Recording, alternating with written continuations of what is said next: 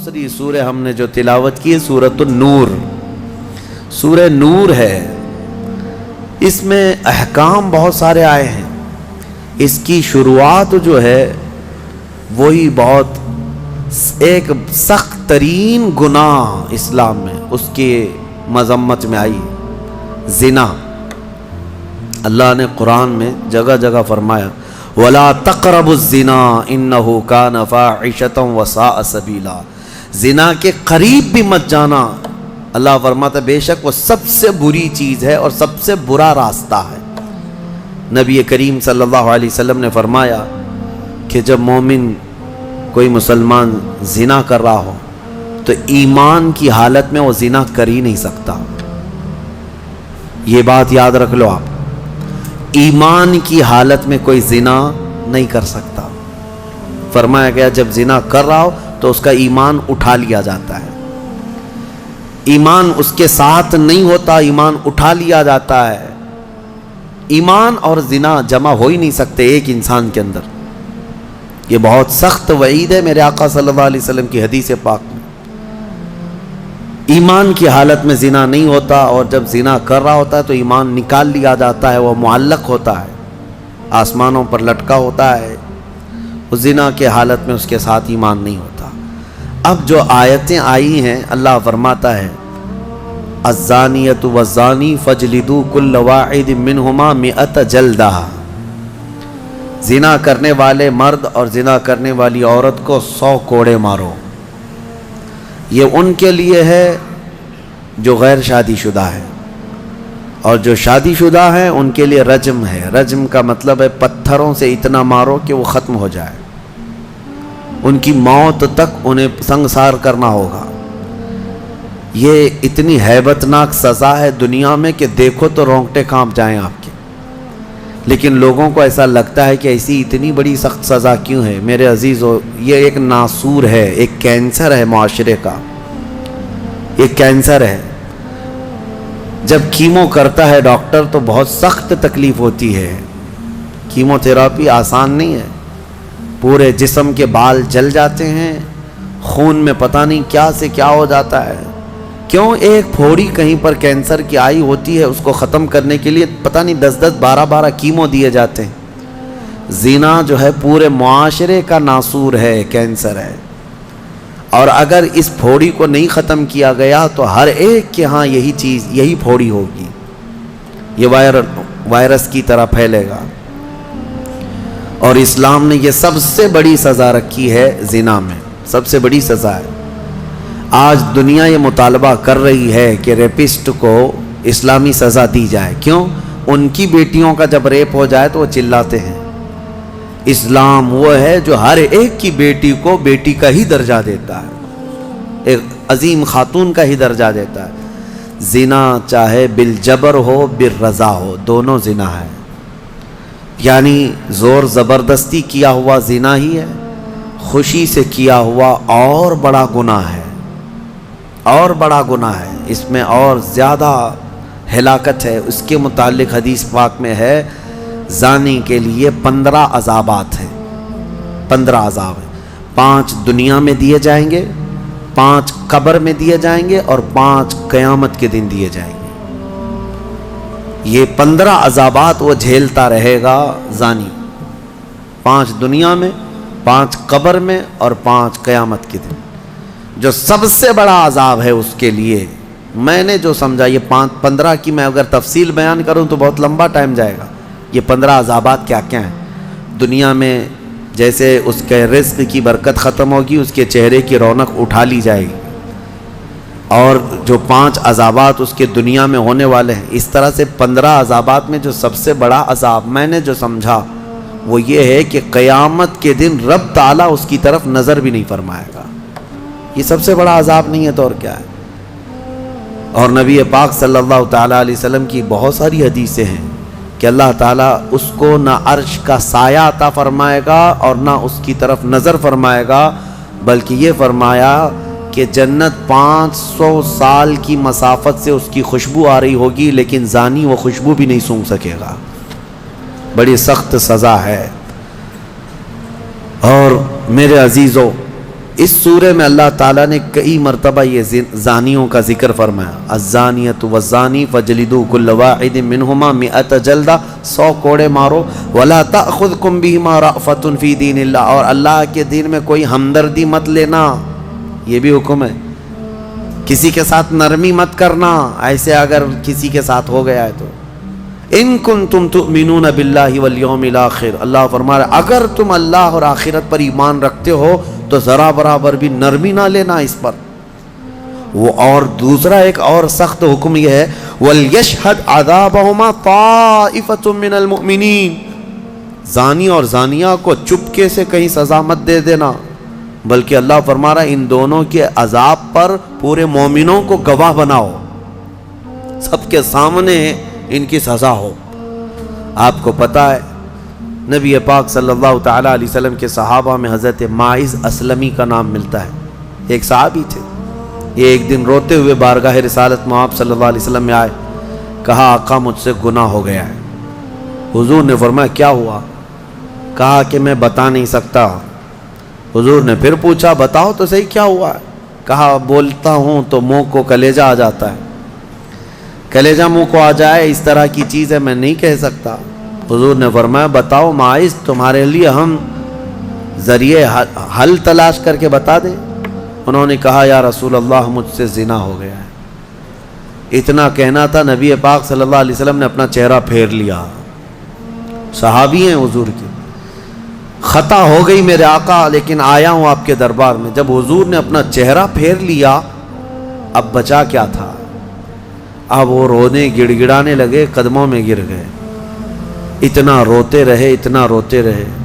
اسی کو شاید امام اہل سنت فاضل بریلوی نے ترجمانی میں اشعار میں یوں کہا ہے، یا رسول اللہ تجھ سے جو منہ چھپاؤں تو کروں کس کے سامنے، کیا اور کسی سے توقع نظر کی ہے؟ بد ہیں تو آپ کے، بھلے ہیں تو آپ کے، ٹکڑوں پہ یہیں کے پلے ہیں، رخ کدھر کریں؟ نبی پاک صلی اللہ تعالیٰ علیہ وسلم نے پھر ان کو اٹھایا اور پوچھا بتاؤ ہوش میں ہو، ہوش و حواس میں کہہ رہے ہو؟ حضور نے جب پوچھا کہا ہاں میں ہوش و حواس میں کہہ رہا ہوں۔ کہا تمہیں کوئی بیماری، کوئی غشی، کوئی نشہ تو نہیں؟ کہا نہیں میں ہوش و حواس میں کہہ رہا ہوں۔ 3 مرتبہ جب پوچھا تو انہوں نے اقرار کیا۔ صحابہ سے میرے آقا نے فرمایا دیکھو ماعز اقراری مجرم ہے، اسلام میں سزا ہے، یہ شادی شدہ ہے، لے جاؤ اس کو سنسار کر دو، سنسار کرو۔ خود میرے آقا صلی اللہ علیہ وسلم سزا میں تو نہیں گئے، صحابہ کے حوالے کر دیا۔ اب وہ مدینے میں ایک پہاڑی ہے جبل انم، وہاں پر لے جایا گیا اور پہاڑ کے اوپر سے ماعز اسلمی کو ڈھکیل دیا گیا۔ وہ لڑکتے ہوئے نیچے آئے، تھوڑا سا بہت اونچی پہاڑی نہیں ہے، وہ چھوٹی پہاڑی ہے۔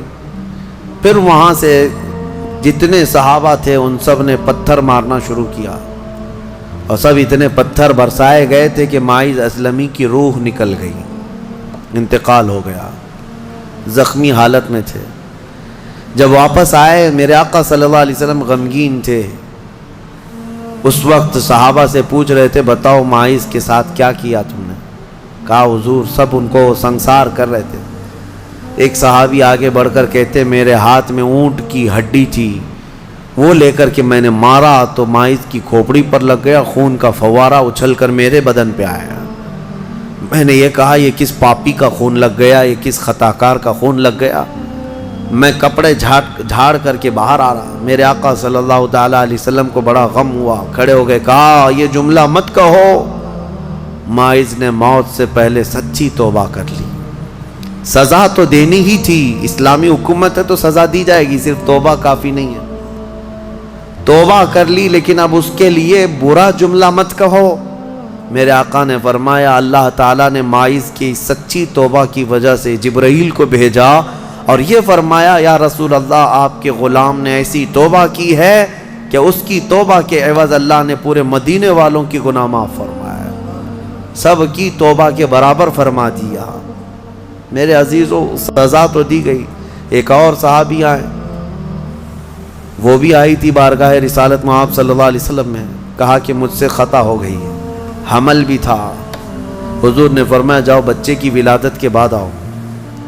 بچہ پیدا ہو گیا، وہ بچے کو 1 دن 2 دن کا بچہ تھا، وہ لے کر کے حاضر ہو گئی، کہا مجھے پاک کر دیجئے، مجھے پاک کر دیجئے۔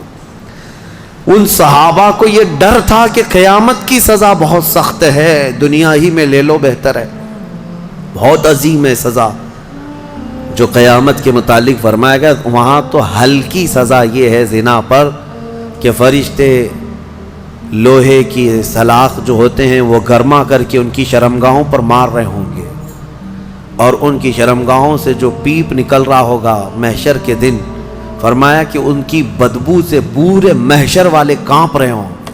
زانیوں کی جو ہلکی سزا ہے، پھر جہنم کی سزا کا تو کیا شمار ہی نہیں۔ لیکن یہ صحابیہ آئیں، کہا کہ حضور نے فرمایا بچہ ہونے کے بعد، اور بچہ لے کر کے پھر آئی، حضور نے فرمایا ابھی تو پیدا ہوا بچہ، اس کا حق ہے، اس کو جاؤ دودھ پلا کے آؤ۔ حضور پاک صلی اللہ علیہ وسلم کے پاس سے وہ گئیں، 2 سال تک دودھ پلایا، اور پھر جب بچہ تھوڑا بہت چلنے پھرنے لگ گیا، غلط صحیح کو پہچاننے لگ گیا، تو آئی حضور کی بارگاہ میں، کہا یا رسول اللہ اب میرا بچہ میرے بغیر رہ سکتا ہے، یہ صحیح غلط کو پہچاننے لگ گیا، اب دودھ بھی چھوڑ چکا ہے، مجھے پاک کی کریں۔ وہ کیسی خواتین تھیں اس وقت بھی، چاہتے تو بہانے بنا لیتے، میں نے کیا ہی نہیں، خود اقرار کر کے انہیں پاک ہونا ہے۔ اللہ کی بارگاہ میں یہ عیب اور یہ دھبا لے کر نہیں جانا چاہتا۔ پھر ان کے سنسار کا بھی حکم دیا گیا، اس خاتون پر بھی سنساری ہوئی، یہاں تک کہ ان کی موت واقع ہو گئی۔ میرے عزیز و اسلام میں بڑی عظیم سزائیں ہیں، صرف میں یہ دنیاوی سزا آپ کو سنا رہا ہوں، اس سے گیس کر سکتا ہے آدمی دنیا میں جو ہائیسٹ سزا ہے اسلام میں وہ زنا پر ہے، لیکن یہ بھی کہا گیا ہے کہ یہ صرف اور صرف 100 میں سے 99 حصہ بھی اس کا یہاں سزا نہیں دی جا رہی، باقی 99 درجے زیادہ حشر کے دن اس کی سزا ہے۔ اگر وہ توبہ کے بغیر مر گیا، اگر وہ پاک ہوئے بغیر مر گیا، اس سے 100 گنا 99 گنا زیادہ جو یہاں دنیا میں سزا دی جا رہی، اس کا 99 درجے زیادہ حشر کے دن وہ سزا پائے گا۔ اسی لیے وہ دن یاد کر کے ہی جان پگھل جاتی ہے، جسم تھر تھر کانپنے لگتا ہے، وہ قیامت کا منظر۔ اللہ کریم ہمیں ان تمام برے فواحشات سے محفوظ فرمائے۔ اس سورہ میں اللہ تعالیٰ نے فرمایا یا ایھا الذین آمنوا لا تدخلوا بیوتا غیر بیوتکم حتی تستأنسوا وتسلموا علی اہلہا، اے ایمان والو دوسروں کے گھروں میں ڈائریکٹ ایسے داخل مت ہو جاؤ جب تک کہ تم سلام نہ کر لو، یہ تمہارے لیے بہتر ہے۔ گھر میں جانے کے آداب میرا مولا سکھا رہا ہے، ڈائریکٹ گھس نہ جانا کسی کے گھر میں، سلام کرو پہلے، اور آگے پوچھ رہے ہیں، آگے کی باتیں بتاتا ہوں۔ دروازے پر کھڑے ہو کر کے دستک دو، 3 مرتبہ دستک دینا ہے، اگر 3 بار میں بھی جواب نہیں آیا تو فرمایا گیا واپس پلٹ جاؤ، اس کے پیچھے نہ لگ جاؤ۔ وَإِن قِيلَ لَكُمُ ارْجِعُوا فَارْجِعُوا، اگر کہہ دیا جائے کہ لوٹ جاؤ تو لوٹ جاؤ، اور لوٹ جانے کے لیے کچھ جگہ پر کہا جاتا ہے اور کچھ جگہ اشارے مل جاتے ہیں۔ جواب نہیں آ رہا ہے گھر کے اندر سے تو وہاں سے نکل جانا چاہیے۔ آگے آیت میں ہے لَيْسَ عَلَيْكُمْ جُنَاحٌ أَن تَدْخُلُوا بُيُوتًا غَيْرَ مَسْكُونَةٍ فِيهَا وَمَتَاعٌ لَكُمْ، ہاں ایسا کوئی گھر ہے جس میں کوئی رہتا ہی نہیں ہے تو اس گھر میں ایسی ہی بغیر کسی کو سلام کیے ایسی داخل ہو گئے تو اللہ فرما رہا ہے کوئی گناہ نہیں ہے۔ تمہارا سامان رکھا ہوا ہے کسی گھر میں لیکن رہنے والے کوئی نہیں ہے، یہاں پر یہ احکام متفرع ہوتے ہیں۔ تمہارا ہی گھر ہے، تم نے کسی کو کرائے سے دے رکھا ہے، تب بھی تمہیں اس گھر میں جانے کی اجازت نہیں جب تک کہ کرایہ دار رہ رہے ہیں۔ باہر سے سلام کرو، اور سلام کرنے کے اہل نہیں ہیں تو دستک دو۔ ضروری نہیں ہے کہ صرف سلام کے ذریعے ہی سے لوگوں کو پہچانا جائے، سلام کے اگر اہل نہیں ہیں وہ لوگ جو رہ رہے ہیں تو دستک دو، اس لیے کہ کون کس حالت میں بیٹھا ہوا ہے یا بیٹھی ہوئے تمہیں اندازہ نہیں۔ یہاں تک کہ حکم یہ ہے کہ دروازے پر دستک دے کر کے دروازے کے بالکل سامنے کھڑا ہونا بھی یہ درست نہیں، بلکہ فرمایا گیا دائیں جانب ہو جاؤ یا بائیں جانب ہو جاؤ، اس لیے کہ اگر کوئی خاتون دروازہ کھولے تو تمہارا آمنا سامنا نہ ہو جائے۔ یہ اسلام ہے۔ اور آگے اس کے فوراً آیت آتی ہے، اے محبوب آپ فرما دیں مومنین سے، یغضوا من ابصارہم ویحفظوا فروجہم، اپنی آنکھیں نیچی رکھیں، اپنی شرمگاہوں کی حفاظت کریں۔ زنا کی ابتدا آنکھوں سے شروع ہوتی ہے، آنکھوں سے ہوتی ہے، اور اللہ تعالیٰ نے وہیں پر بند باندھ دیا۔ نہ تمہاری آنکھیں بہکیں، نہ تمہارے باقی کے اعضاء بہکیں، تم اپنی آنکھوں کی حفاظت کرو۔ نہ دیکھا ہوتا تو جسم کے اندر جذبات نہیں آتے، جسم کے اندر یہ خواہشات نہیں آتے، یہ فواہشات نہیں آتے۔ اسی لیے فرمایا گیا النظرۃ سہم من سہام الشیطان، نظر جو ہے شیطان کے تیروں میں سے ایک تیر ہے، چاہے عورت تمہیں دیکھ رہی ہو یا تم عورت کو دیکھ رہے ہو، یہ نظر جو ہے شیطان کا تیر ہے۔ عورتوں کو ہم پردے کیا حکم کیوں کہتے ہیں؟ اس لیے کہ بہتوں کی نظروں میں زہر ہوتا ہے، اور جیسے ہی وہ نظر ڈالتے ہیں ان کے جسم پر آ کر کے وہ نظر تیر لگتا ہے، عورت کے اندر وہ بری نظر کے اثرات پیدا ہو کر کے بری خواہشات پیدا ہو جاتے ہیں۔ اسی لیے عورتوں کو کہا گیا کہ وہ اپنی حفاظت کریں، پردے میں رہیں۔ مرد حضرات کے لیے بھی حکم ہے کہ وہ اپنی آنکھیں نیچی رکھیں۔ تم نے اگر آنکھوں کو آوارہ چھوڑ دیا تو یہ آنکھیں تمہیں زنا تک لے جائیں گی۔ یہاں نظروں کی حفاظت بہت ضروری ہے، بہت ضروری ہے میرے عزیزو۔ یہاں تک کہ حدیث پاک میں ہے اگر کسی نے کسی کے گھر میں نظر ڈالی اور گھر والے کو یہ برا لگا تو گھر والے کو اجازت ہے کہ وہ پتھر اٹھائے اور اس کی آنکھ پھوڑ دے، اللہ اس سے مواخذہ نہیں فرمائے گا۔ کتنی بڑی بات ہے، کتنی بڑی بات ہے۔ اگر گھر والے نے آنکھ پھوڑ دیا تو اللہ اس کا مواخذہ نہیں فرمائے گا۔ کیوں؟ گھروں کی عزت کے لیے اللہ تعالیٰ نے اتنے سخت طریقے سے قوانین بنائے۔ اسلام جو ہے سوسائٹی چاہتا ہے، یہ نہیں ہے کہ یہ یورپ امریکہ کی طرح عیاشی، کوئی کسی کے ساتھ کوئی کسی کے ساتھ، کون کس کا بچہ ہے کون کس کا باپ ہے پتہ ہی نہیں۔ اسلام میں نسب اور نسل کا بہت زیادہ اہتمام ہے، بہت زیادہ اہتمام ہے۔ جن 5 چیزوں کی حفاظت فرض ہے ہر مسلمان پر، اس میں نسب کی حفاظت بھی فرض ہے۔ سب سے پہلی چیز جو مسلمان پر فرض ہے وہ جان کی حفاظت ہے، اور ان 5 چیزوں کو پھر کبھی میں عرض کروں گا، 5 چیزوں کی حفاظت ہر مسلمان پر فرض ہے۔ اس میں جان کی حفاظت، اپنی عزت کی حفاظت اور اپنے نسب کی حفاظت فرض ہے۔ اپنے نسب کی حفاظت یہ نہیں ہے، یہی تو معاملات ہیں۔ کسی عورت کو آپ نے طلاق دے دیا، تمہاری عورت تو نہیں ہے، عدت کے کیا معاملات ہیں؟ یہ عدت کیوں رکھی گئی؟ ارے ادھر طلاق دی ہے، دوسرے دن وہ کسی اور سے نکاح کر لیتی؟ نہیں نا، عورت کے 3 حیض آنے تک انتظار کرو، دوسرے آدمی کو نکاح کرنا ہے۔ کیوں؟ اس لیے کہ پہلے آدمی کا اگر ذرا برابر بھی نطفہ باقی رہ گیا طلاق کے وقت، تو پھر اس عورت سے دوسرا مرد نکاح کر لیا تو پھر 2 مردوں کا نطفہ ایک عورت کے اندر جائے گا تو نسب میں خلط ملط ہو جائے گا، کس کا بچہ ہے پتہ نہیں چلے گا۔ عورت کو پورا پاک ہو جانے دو، کلین ہو جانے دو، تاکہ دوسرا کوئی نکاح کر رہا ہے تو یہ ثابت ہو جائے کہ یہ اس کے بعد اگر بچہ ہوگا تو اسی مرد کا ہوگا۔ سائنس بھی اس بات کو تسلیم کرتی ہے کہ اگر پہلے مرد کا کوئی نطفہ یا کوئی ذرہ بھی باقی رہ گیا ہے تو عورت کو اگر 3 حیض کنٹینیو آ گئے ہیں تو سمجھ لو کہ اس کے اندر کوئی نطفہ باقی نہیں رہا، صاف ہو چکی عورت۔ اور اگر نطفہ ہوتا تو حیض نہیں آتے، حمل قرار پاتا، حمل ٹھہر جاتا، حیض نہیں آتا حمل کے دنوں میں۔ یہ اسلام ہے جو نسب کی حفاظت کر رہا ہے۔ اسی لیے نظروں کی حفاظت کرو اور اپنی شرمگاہوں کی حفاظت کرو۔ اس بے راہ روی کے دور میں، اس فتنے کے دور میں مسلمانوں، گھڑی گھڑی میں آپ کو یہ تنبیہ کر رہا ہوں کہ شیطان کا سب سے بڑا حربہ یہی ہے کہ وہ مسلمان کو زنا کے راستے پر ڈال دیتا ہے، اور اس لیے کہ سب سے آسان دوزخ کا راستہ یہی ہے۔ ہر مرد اور ہر عورت کے اندر خواہشات ہیں، ہر مرد ہر عورت کے اندر نفس ہے، اور وہ اس کام میں آسانی سے آ جاتا ہے۔ میں سمجھتا ہوں پوری دنیا میں الحمدللہ سب سے زیادہ زنا پر کنٹرول اگر کوئی کرتا ہے تو میرے مصطفیٰ کا غلام ہی ہو سکتا ہے مسلمانوں کے اندر، الحمدللہ۔ ہاں، جو بے راہ رو ہو چکے ہیں، جو بھٹک چکے ہیں راستہ، اور جن کو اپنے نبی پاک سے کوئی واسطہ ہی نہیں، میرا ان سے کوئی کلام بھی نہیں، میرا ان سے کوئی خطاب بھی نہیں، میں سمجھتا ہوں دنیا میں، ارے وہ کرسچین جو میری کی قسم کھاتے ہیں اور پتہ نہیں کرسمس میں کتنی میریوں کی عزت لوٹ لیتے ہیں. ہاں پاکیزہ مریم کی قسم کھاتے ہیں نا.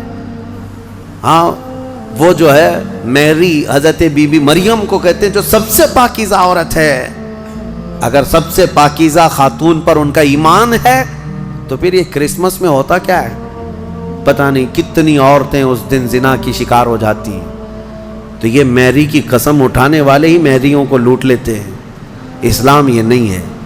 اسلام میں نہ مسلمان خاتون کو نہ ہی غیر مسلم خاتون کو تمہیں نظر بھر کر کے دیکھنے کی اجازت ہے.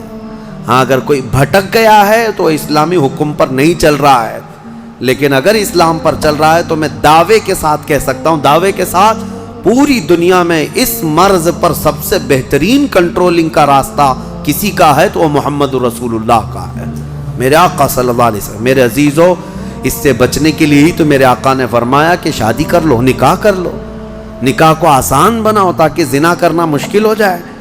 اور میں نے اس سے قبل بھی کہا تھا کہ جوان ہو جائے کوئی لڑکی تو اسے جلد سے جلد نکاح کر کے دے دو، اور اگر کوئی جوان لڑکا ہے خواہش ہے نکاح کی تو اس کے لیے زیادہ دیر انتظار نہ کرو. اگر گناہ میں پڑنے کا اندیشہ ہے، نکاح کیا ہے؟ سنت ہے نا میرے مصطفیٰ کی. النکاح من سنتی، حدیث پر سنتے ہوں گے آپ خطبہ نکاح میں بھی، حضور نے فرمایا نکاح میری سنت ہے. یہی سنا نا آپ نے. لیکن شریعت کا حکم یہ ہے کہ وہ مرد جس کو گناہوں میں پڑنے کا اندیشہ ہے اس کے لیے نکاح سنت نہیں، نکاح فرض ہے. اب جتنی تاخیر کرے گا اتنا اس پر گناہ بڑھتا جائے گا. اس لیے فضول اور بے حیائی کے کاموں میں پڑنے سے تو بہتر ہے کہ حلال راستے پر چلا جائے. اللہ کریم ہم سب کو کہنے سننے سے زیادہ عمل کی توفیق عطا فرمائے. اس سورہ نور میں جو ایک بہت بڑا عظیم واقعہ تھا اس کو میں کہہ نہ پایا. سیدہ ام المومنین طیبہ طاہرہ عائشہ صدیقہ رضی اللہ تعالیٰ عنہ میرے آقا کی رفیقہ حیات، بلکہ وہ محبوبہ رسول تھیں. ان پر ایک الزام لگایا تھا منافقین نے، اس کا دفاع کیا میرا مولا اور آیت نازل فرمایا شان عائشہ میں. صدیقہ طاہرہ کی شان میں آیت نازل ہوئی. ہوا یہ تھا کہ ایک جنگ سے حضور واپس آ رہے تھے، جنگ غزوہ بنو مصطلق. وہاں سے واپسی میں حضرت عائشہ بھی اس سفر میں حضور کے ساتھ تھیں. رات کا وقت تھا، ایک جگہ قافلہ رک گیا. تو قافلہ جب رکتا تھا تو اونٹ کے اوپر جو کجاوا ایک جو ہے حجرے کی طرح بنا دیا جاتا، جھونپڑی بنا دی جاتی تھی جو ام المومنین کے لیے ہوتی تھی. حضور کی ازواج مطہرات پردے میں جاتی تھیں. وہ اٹھا کر کے زمین پر رکھ دیا. حضرت عائشہ کی عمر بھی چھوٹی تھی، کم عمر کی تھی، تو وہ بڑی ہلکی بھی تھی. جو صحابہ اٹھاتے تھے اٹھا کر کے رکھ دیتے تھے. رات کا وقت تھا اور وہ وہاں پر سو گئی، کجاوے سے باہر نکل کر کے سوئی. پھر ہوا یہ کہ قافلہ چل پڑا، حضرت عائشہ صدیقہ وہیں رہ گئی. وہ کجاوا اٹھا کر کے جو صحابہ تھے انہوں نے اونٹ پر رکھ دیا اور یہ سوچا کہ اس میں ام المومنین ہیں، سو رہی ہوں گی. اٹھا کر کے اونٹ پر رکھ دیا، باندھ دیا اور اونٹ چل پڑا، جبکہ ام المومنین کہیں اور سوئی ہوئی تھی. یہ رہ گئی بات. اب قافلہ مدینے کی طرف رواں دواں تھا. پیچھے سے قانون یہ تھا قافلے میں، ایک صحابی بہت پیچھے چلتے تھے کہ قافلے سے چھوٹا ہوا کوئی سامان ہو تو وہ اٹھا کر کے لے کے آ جاتے تھے. کسی کا کچھ بھی رہ جاتا تو وہ حضرت صفوان ایک صحابی تھے، وہ پیچھے چلے آ رہے تھے. انہوں نے دیکھا ام المومنین عائشہ صدیقہ اکیلی تھی. انہوں نے دیکھتے ہی کہا یہ کیا ہے؟ انا للہ و انا الیہ راجعون، کیا ہوا ہے؟ انہوں نے اپنا چہرہ پھیر لیا اور ام المومنین نے پردہ کر لیا. ام المومنین کہنے لگیں کہ قافلہ چلا گیا اور میں رہ گئی، نیند میں تھی. انہوں نے کہا ان کے ساتھ جو اونٹنی تھی اس پر ام المومنین کو سوار کیا اور نکیل پکڑ کر کے چلتے رہے. اب جب مدینے آئے تو بدمعاش قسم کے اوباش قسم کے ذلیل منافقین نے ام المومنین پر یہ تہمت لگانا شروع کیا کہ محمد رسول اللہ کی بیوی کسی اور مرد کے ساتھ چلی گئی تھی. نعوذ باللہ. حضرت عائشہ ان کے ساتھ چلی گئی تھی، قافلے سے الگ آئی ہیں. یہ بہت بھدا الزام. اسی کے متعلق قرآن میں آج ہم نے جو سورہ نور پڑھا ہے نا، اس میں ایک آیت ہے والذین یرمون المحصنات ثم لم یأتوا باربعۃ شہداء فجلدوہم 80 جلدہ۔ اللہ فرماتا ہے جو مومنہ عورتوں پر الزام لگاتے ہیں، تہمت لگاتے ہیں، اور اگر 4 گواہ نہیں لا پائیں گے تو حکم شرع یہ ہے کہ 80 کوڑے مارو ایسے آدمی کو جو تہمت لگایا۔ اور پھر فرمایا کہ زندگی بھر پھر کبھی اس کی گواہی قبول نہیں کی جائے گی، وہ مردود الشہادہ ہے، اس کی کوئی گواہی نہیں قبول کی جائے گی جو تہمت لگاتا ہے۔ اب سنو، جب عائشہ صدیقہ رضی اللہ تعالیٰ عنہ مدینے آ گئیں تو یہ باتیں پھیلنے لگ گئیں اور بہت پھیل گئیں۔ نبی پاک صلی اللہ علیہ وسلم کو بتایا گیا کہ ایسی ایسی باتیں آپ کی زوجہ کے متعلق ہیں۔ حضور پاک صلی اللہ علیہ وسلم حضرت عائشہ کے پاس آئے، پوچھے عائشہ یہ کیا میں سن رہا ہوں؟ حضرت عائشہ صدیقہ رضی اللہ تعالیٰ عنہ رونے لگ گئیں۔ بڑا پیار کرتے تھے میرے آقا ان سے، اور وہ بھی بہت محبت کرتی تھی۔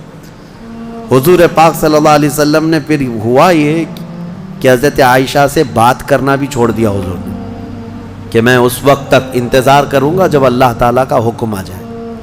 اب یہ ام المومنین کے لیے کتنا ڈیفیکلٹ اور کتنا سخت مرحلہ ہوگا کہ کائنات کے آقا و مولا جن کی وہ زوجہ ہیں وہ بات نہیں کر رہے اور گھر پہ نہیں آ رہی۔ تو حضرت عائشہ اپنے میکے چلی گئیں حضرت ابوبکر صدیق کے گھر، تو حضرت ابوبکر صدیق بھی بات نہیں کر رہے ہیں۔ پتہ نہیں کیا ہوا، لیکن معاملہ کچھ بھی نہیں تھا۔ آج کے منافقین بھی اس واقعے کو اٹھاتے ہیں اور کیا کہتے ہیں رسول اللہ کو علم غیب نہیں تھا۔ اگر غیب کا علم ہوتا تو اتنے دن تک حضور اپنی بیوی کے متعلق تھوڑی نہ خاموش رہتے۔ اس وقت کے منافق تہمت عائشہ صدیقہ پہ لگا رہے تھے، آج کے منافق جو ہے حضور پاک پر یہ تہمت لگاتے ہیں علم غیب نہیں تھا۔ سنو، میں دونوں مسئلے حل کرتا ہوں، اس کا حل بتاتا ہوں۔ یہ صحابہ کا بڑا امتحان تھا، 1 مہینے تک یہ معاملہ چلتا رہا مدینے میں۔ حضرت عمر فاروق رضی اللہ تعالیٰ عنہ کو حضور نے بلایا، باری باری ہر ایک سے پوچھنے لگے۔ حضرت عمر سے پوچھا تمہارا کیا خیال ہے عائشہ کے بارے میں، یہ جو تہمت لگائی گئی، یہ جو افواہ ہے؟ حضرت عمر نے کیا ایمان کا جواب دیا، کہتے ہیں یا رسول اللہ صلی اللہ علیہ وسلم، رب ذوالجلال آپ کے جسم پر مکھی بیٹھنے نہیں دیتا، اگر عائشہ ناپاک ہوتی تو آپ کے گھر کے لیے کیسے قبول کرتا؟ نکاح تو اللہ نے فرمایا آپ کا، اور کوئی ناپاک عورت آپ کی اہل میں آ کیسے سکتی ہے؟ وہ اہل بیت ہے۔ یہ حضرت عمر کا جواب تھا۔ سیدنا عثمان ابن عفان نے بھی ایسا ہی عشق کا جواب دیا، کہا کہ جس کا سایہ زمین پر نہیں پڑتا اس کی بیوی بدکار کیسے ہو سکتی؟ اللہ تبارک و تعالیٰ نے محفوظ رکھا۔ اب جو خواتین صحابیات تھیں ان کو بھی حضور بلانے لگے، پوچھنے لگے عائشہ کے بارے میں کیا خیال۔ یہ در حقیقت ہے کہ امتحان چل رہا تھا۔ وہاں جو منافق تھے وہ تو کہنے لگے، جب منافق کون تھے؟ ظاہر وہ مسلمان ہی تھے، حضور کے پیچھے نماز پڑھتے تھے، بڑی بڑی باتیں کرتے تھے، لیکن اندر کیا تھا وہ کیا ہے؟ جب حضور ان سے پوچھتے آپ کا کیا خیال ہے، آپ کا کیا خیال، کہتے کیا بتائیں، لوگ تو ایسا کہہ رہے ہیں، پتہ نہیں ہو سکتا ہے بہک گئی ہوں گی، کچھ ہو گیا ہوگا۔ یہ منافقین کے جوابات تھے، یہ منافقین کے جوابات۔ ایسے بہت سارے لوگ ہیں، ہم کو تو نہیں معلوم لوگ، لیکن لوگ کہہ رہے ہیں ایسا ہوگا۔ یہ جلانے والا جواب ہوتا ہے، آج بھی ہوتے ہیں اس طرح کے جوابات، ان کو کانفیڈنس کے ساتھ کہنا نہیں ہوتا ہے۔ اب جو خواتین تھیں ان سے پوچھا گیا تو وہ تو کہنے لگی یا رسول اللہ صلی اللہ علیہ وسلم، عائشہ اتنی چھوٹی ہے کہ وہ آٹا گوندتے گوندتے سو جاتی ہے، روٹی کب پکتی ہے اسے پتہ نہیں ہوتی، تو یہ اونگ آ گئی ہوگی، سو گئی ہوگی، اور اس کا میلان کبھی کسی مرد کی طرف ہم نے نہیں دیکھا۔ کھیلنے والی خاتون ہے حضرت عائشہ۔ نبی پاک صلی اللہ تعالیٰ علیہ وسلم نے یہ سب سے پوچھا، اس کے بعد مہینہ بھر گزرنے کو تھا، آیتیں نازل ہو گئی۔ سورہ نور میں اللہ تعالیٰ نے پوری برات ظاہر فرمائی، ارشاد فرمایا بے شک وہ لوگ جو الزام لگاتے ہیں بغیر کسی سبب کے وہ بڑے ظالم ہیں۔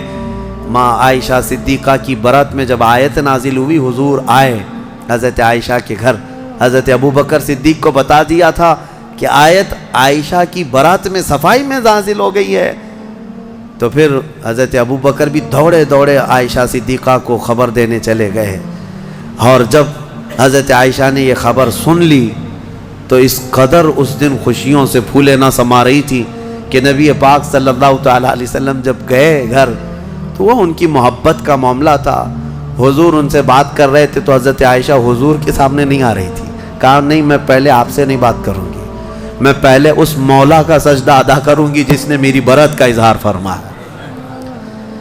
حضور پاک صلی اللہ تعالیٰ علیہ وسلم نے یہ نہیں فرمایا, یہ محبت میں انہوں نے کیا تھا, یہ ان کے جذبات تھے. حضور پاک صلی اللہ علیہ وسلم مسکراتے اور فرماتے عائشہ میں تجھے پہچانتا ہوں جب تو خوشی میں ہوتی ہے اور جب تو غصے میں ہوتی ہے, دونوں چیزیں میں پہچان لیتا ہوں. حضرت عائشہ کا معاملہ تھا اسے, تو وہ پوچھتی ہیں آپ کو کیسے پتہ چلتا ہے میں کب غصے میں ہوتی ہوں اور کب خوشی میں؟ تو حضور فرماتے ہیں جب تو خوشی میں ہوتی ہے تو قسم کھاتی ہے نا کسی بھی بات پر, تو کہتی ہیں وہ رب محمد, محمد کے رب کی قسم ایسا ہی تھا. اور جب غصے میں ہوتی ہے تو کہتی ہے وہ رب ابراہیم, ابراہیم علیہ السلام کے رب کی قسم ایسا ہی تھا. حضور فرماتے ہیں میں اچھی طرح سے جانتا ہوں کب تمہارا موڈ کیسا ہے. بہرحال ماں عائشہ صدیقہ رضی اللہ تعالی عنہا کے یعنی طہارت پر اللہ تعالیٰ نے آیتیں نازل فرمائی. جو دوسرا مسئلہ ہے وہ میں عرض کیے دیتا ہوں. آج کے جو منافق ہیں یہ جو کہتے ہیں حضور کو اگر علم غیب تھا تو اپنی بیوی کی برات پہلے ہی کیوں نہیں بیان کر دی؟ اتنے دن تک مدینے میں کنفیوژن کے شکار سب لوگ بھی تھے, کیوں ایسا رہا؟ یہ کہتے ہیں حضور کو علم غیب نہیں تھا. ان ظالموں کو یہ پتہ نہیں جو رسول مکہ میں مدینے میں بیٹھ کر مکہ کے تمام لوگوں کے احوال کی خبر دے رہے ہوں. لیکن کچھ معاملات ہوتے ہیں, کچھ معاملات ہوتے ہیں. امتحانات یوں ہی نہیں لیے جاتے. اگر آپ کے پاس سوال پرچہ آ گیا ایگزام میں اور بنایا کس نے ہے؟ بنایا کس نے ہے؟ آپ کے ٹیچر نے, جو پڑھانے والا ٹیچر نے بنایا. لیکن ایگزام لے کر کے آپ لکھنے کے لیے بیٹھے ہیں, ٹیچر ہی اگر آپ کی وہ گارڈنگ کے لیے آئے یا پھر وہ دیکھ بھال کے لیے آئے, نگرانی کے لیے, آپ پوچھ لینا اس سے ایک سوال, سر اس کا جواب بتا دو. کیا وہ ایگزام ہال میں بتائے گا؟ کہے گا نہیں میں معلوم نہیں ہے. معلوم نہیں ہے مطلب اس کو معلوم ہے لیکن تیرا امتحان چل رہا ہے. امتحان کس کام کا ہے؟ بنایا ہے پرچہ اسی نے, امتحان وہی لے رہا ہے, لیکن وہ کچھ سوالات کے جوابات نہیں دیتا تو اس کا مطلب یہ نہیں ہے کہ اس کو علم نہیں ہے. علم ہے لیکن تیرا امتحان چل رہا ہے. آپ کو پتہ ہے ایسا معاملہ ابھی سورہ یوسف میں گزر چکا. حضرت یوسف علیہ السلام نے کیا کیا تھا؟ یوسف علیہ السلام کے جب بھائی آئے تھے غلہ لینے کے لیے, ان کے چھوٹے بھائی بنیامین, ان کے تھیلے میں انہوں نے کھٹوری ڈال دی تھی, پتہ ہے نا. اور اس کے بعد کیا کیا؟ اعلان کروا دیا شاہی خزانے کی کھٹوری چوری ہو گئی, ڈھونڈو کس کے اس میں ہے, ڈھونڈو. حضرت یوسف علیہ السلام نے اعلان کروا دیا تھا اور سب کے غلے ڈھونڈتے جائے. وہ 10 بھائیوں کی بھی تلاش کر رہے تھے. قرآن میں یہ بھی ہے فَبَدَأَ بِأَوْعِيَتِهِمْ, ان کے سب تھیلیوں کو ٹٹولا گیا. حضرت یوسف علیہ السلام خود ہی ٹٹول رہے تھے. کس کو؟ 10 بھائیوں کے تھیلوں کو ٹٹول کر کے دیکھ رہے تھے, اس میں ہے اس میں ہے. اور ڈالا کس کے تھیلے میں تھا؟ چھوٹے بھائی کے تھیلے میں ڈالا تھا. یہ 10 کو کیوں ٹٹول رہے تھے؟ کیا یہ بھی تم الزام لگاؤ گے کہ یوسف علیہ السلام کو معلوم نہیں تھا کون سے تھیلے میں؟ معلوم سب تھا. وہاں ایک مصلحت تھی کہ اللہ نے حضرت یوسف کو ایسا کرنے کا حکم دیا تھا. قرآن میں اللہ فرمایا کذالک کدنا لیوسف, ہم نے یوسف کو اس طرح کی ہدایت دی تھی کہ وہ ایسا کریں. تو وہاں حضرت یوسف علیہ السلام کے بارے میں یہ مانتے ہو اللہ نے ان کو ایسا کرنے کا حکم دیا تھا, تو پھر یہ غزوہ بنی مستلق کے بعد والے واقعے میں, ام المومنین کے واقعے میں یہ کیوں نہیں تسلیم کرتے کہ میرے آقا کو 1 مہینے تک اللہ نے خود ہی یہ فرمایا تھا کہ محبوب آپ کے سارے آس پاس آنے والوں کا امتحان ہو جائے, جو ایمان والا ہو ان حالات میں بھی میرے مصطفیٰ کی بڑائی بیان کرے گا, اور جو منافق ہے وہ چن چن کر کے برائیاں پیدا کرنے کی کوشش کرے گا. بہرحال ایسے حالات میں ایمان پتہ چل جاتا ہے. اللہ ہمیں ہر مصیبت کے وقت میرے آقا کے قدموں میں گردن نچھاور کرنے کی توفیق عطا فرمائے. ہم جب زندہ رہیں, خوشیوں میں ہوں یا غموں میں ہوں, بس میرے مصطفیٰ کریم کے سچے غلاموں میں مولا ہمارا شمار فرمائے. میں یہی عرض کرتا ہوں, ہر تکلیف ہر ستم گوارا ہے, یا رسول اللہ بس تم کہہ دو کہ تو ہمارا ہے. وآخر دعوانا الحمدللہ رب العالمین.